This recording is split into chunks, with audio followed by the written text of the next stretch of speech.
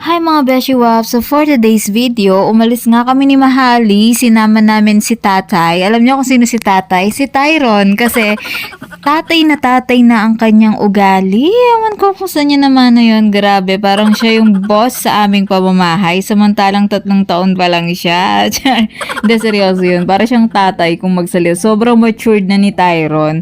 Though baby pa yung itsura niya, ang problema, matured na yung utak niya. So siguro nakuha niya yun kasi yung kasama niya sa bahay everyday is yung lolo and lola niya, which is my mom and dad. So yun, arte, no? Kala mo rich kid.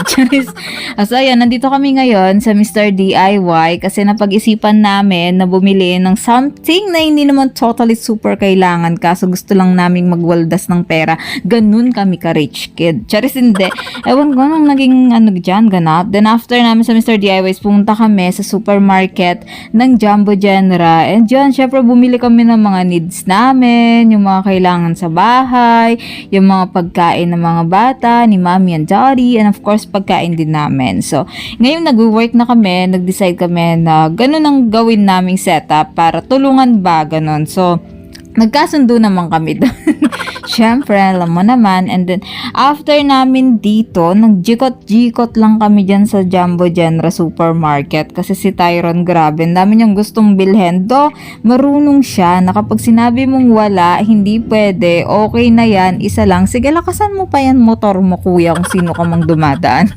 So, yun, sabi ko sa kanya, no, ganon. Tapos, bigla bibitawan niya, okay, ganon. Parang, hindi siya sasagot na, ay, gusto ko yan, ganito, ganyan. No, hindi. So, maganda ang pagpapalaki kay Tyron. Salamat sa mommy and daddy ko. Sila yung nagturo na maging mature ng bata. And of course, sa tito ko, tita ko, syempre.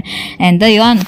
So, nachika ko na naman yung buhay ni Tyron. So, yung mga basher dyan, no? Sa mga nakikinig dyan, mga nagmamasal dyan, sa gilid-gilid. Alam ko kayo kung sino kayo. Hoy, charis.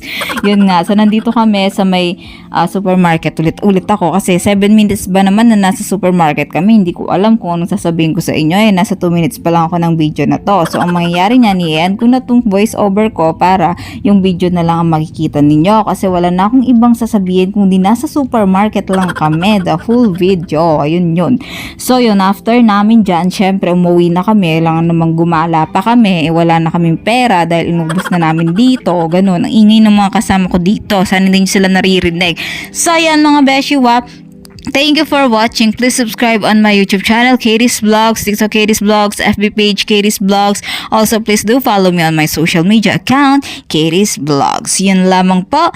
Thank you for watching. Bye guys. Pakishare nyo. Ang dami ko pang binabayaran. Parang awa nyo na. Parang awa nyo na. Charis. Sige na. Bye guys. Sana mahilo kayo sa video na to. Tinatamad kasi ako mag-edit. Bye.